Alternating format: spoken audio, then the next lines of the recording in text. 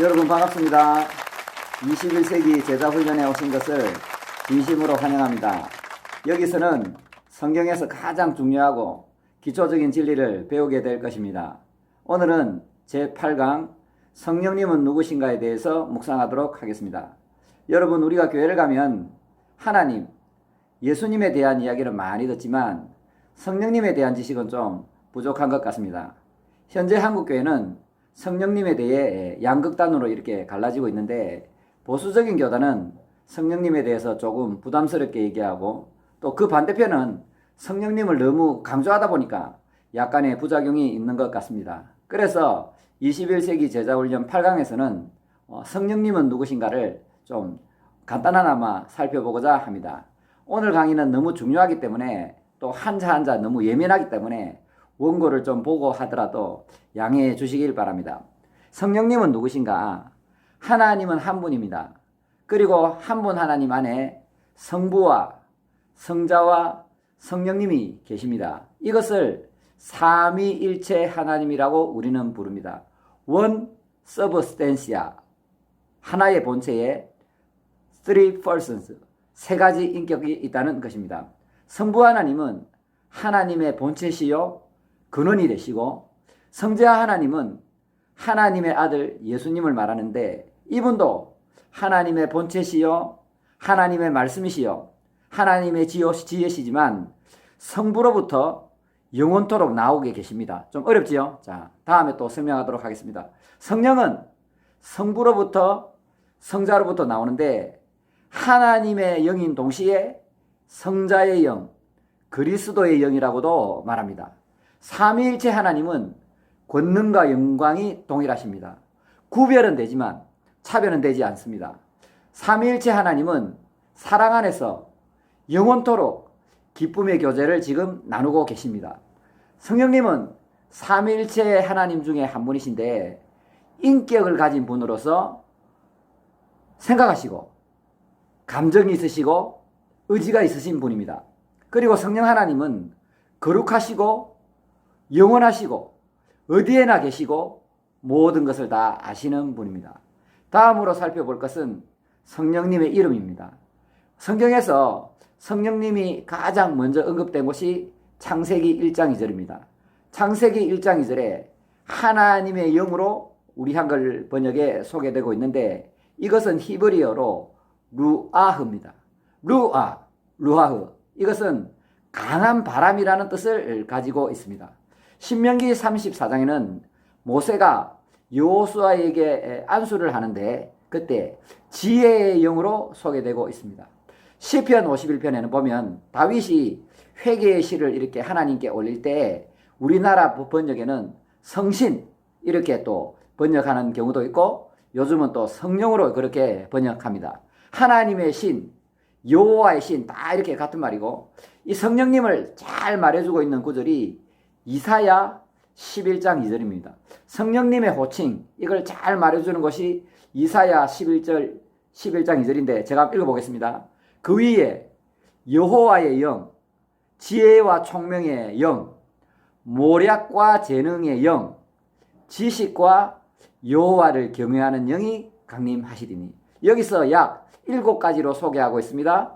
여호와의 영, 지식의 영, 총명의 영, 모략의 영, 재능의 영, 지식의 영, 여호와를 경외하는 영.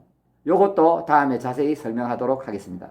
신약 성경을 보면 이 성령님을 주로 푸뉴마라고 표현하고 있는데, 악한 영을 표현할 때도 푸뉴마, 또 성령님을 표현할 때도 푸뉴마 이렇게 사용하고 있는데, 그것은 문맥을 통해서 구별할 수 있고, 영어 번역에는 성령님을 Holy Spirit 이렇게 번역하고 있습니다. 요한복음을 보면 예수님께서 성령님을 진리의 영이다 이렇게 말씀하시는데, 성령님은 진리이신 예수님의 영인 동시에 중요합니다. 성령님은 진리 대신 예수님을 증거하는 영입니다. 성령님이 이 땅에 오셔서 뭐 하느냐?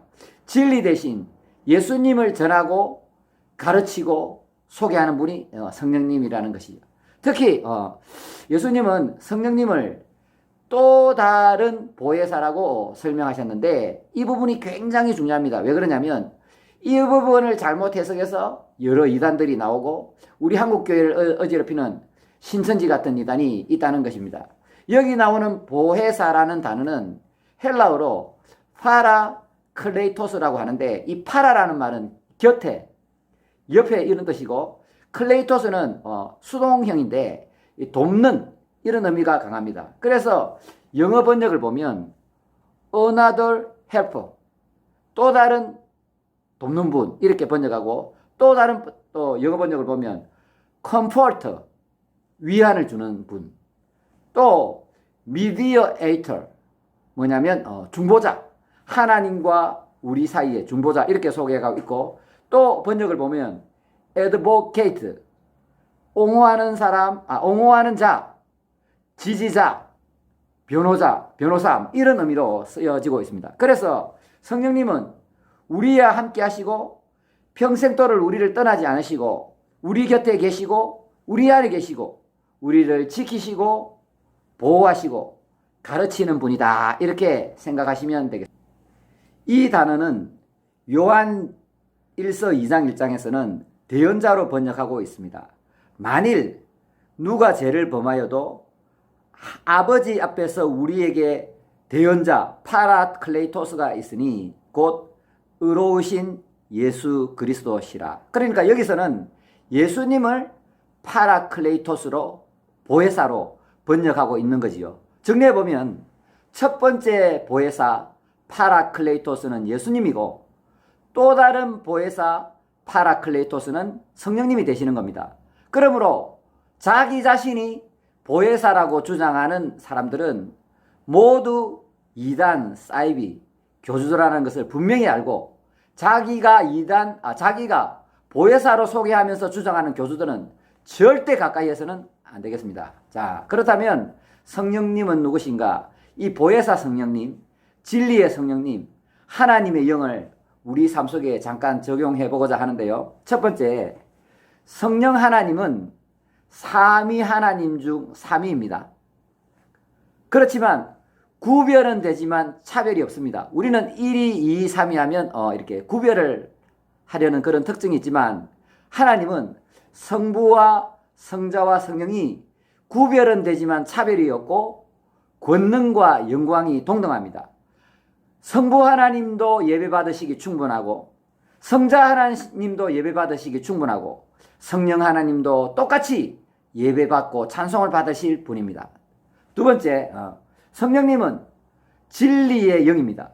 성령님은 진리이신 예수님을 증거하는 영입니다. 제가 쉽게 가르쳐 드리겠습니다. 자, 예수님은 2000년 전에 이 땅에 오셔서 십자가를 지시고 우리의 죄를 다 용서하시고 3일 만에 다시 부활하셨습니다. 이것은 객관적인 사실이고 역사적인 사실입니다. 자, 다시 말합니다. 자, 예수님은 이 땅에 오셔서 십자가를 통해서 우리의 모든 죄를 용서하셨고 3일 만에 부활하셔서 죄와 죽음과 마귀의 권세를 멸하셨습니다.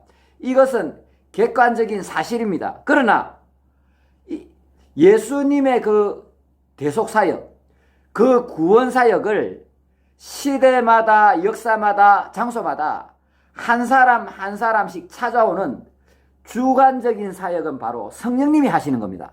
자, 다시 예수님이 십자가를 지시고 예수님이 부활하신 것은 객관적인 사실이고 역사적인 사실이고 진리이지만 우리 각 사람을 찾아와서 우리 각 사람에게 주관적으로 만나주는 분은 바로 성령님입니다.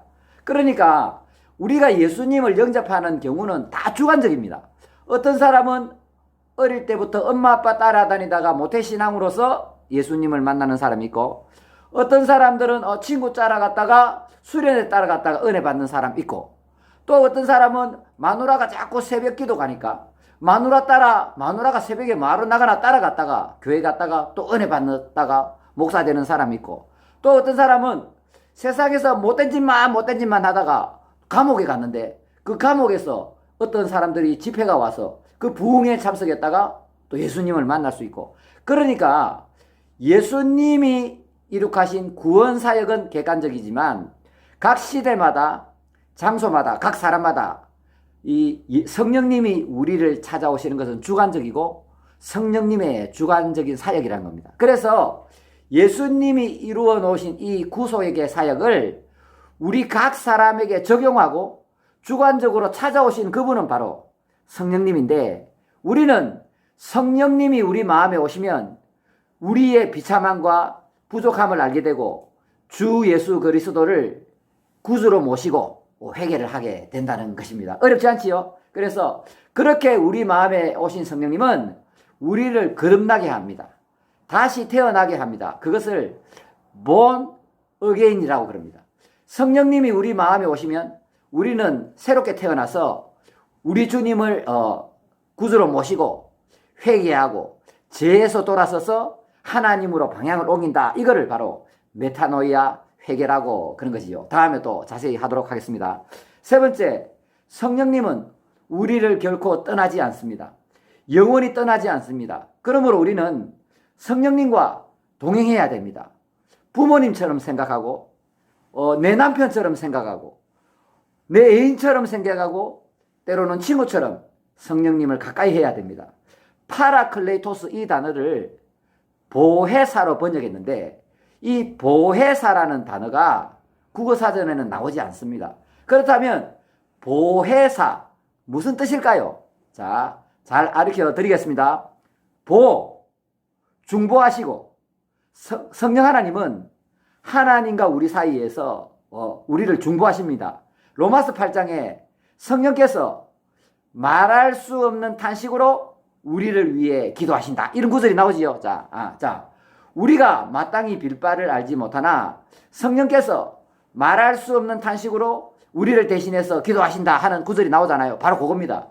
중보할 때 보자입니다. 그 다음에 해는 은혜를 베푸신다는 뜻입니다. 성령 하나님은 때를 따라 우리에게 정확하게 은혜를 베푸시는 분입니다. 우리에게 예배를 통해서, 말씀을 통해서, 기도를 통해서, 때로는 우리가 실망하고 절망하고 낭망하고 도저히 일어설 힘이 없을 때 성령께서 우리 마음에 은혜를 베풀어 주시고 우리 삶 속에 은혜를 베풀어 주셔서 우리를 다시 이렇게 세우신다는 것입니다. 마지막 세 번째, 사는 가르친다는 뜻입니다. 성령님은 우리에게 진리 대신 예수님을 가르쳐 주시고 진리 대신 하나님의 말씀을 가르쳐 주는 분입니다. 그래서 정리해 보면 보혜사, 우리를 위해 중보하시고 때를 따라 우리에게 은혜를 베푸시고 우리에게 진리를 가르치시고 하나님의 말씀을 가르치는 그분이 바로 성령님이라는 것입니다. 그러므로 우리는 날마다 성령님을 가까이 해야 되고 성령님과 동행하고 성령님을 의지하고 성령님의 인도함을 받는 그러한 인생을, 그러한 신앙생활을 해야 될 줄 믿습니다. 여기까지 8강 마치고 다음 시간 9강에서 뵙겠습니다. 감사합니다.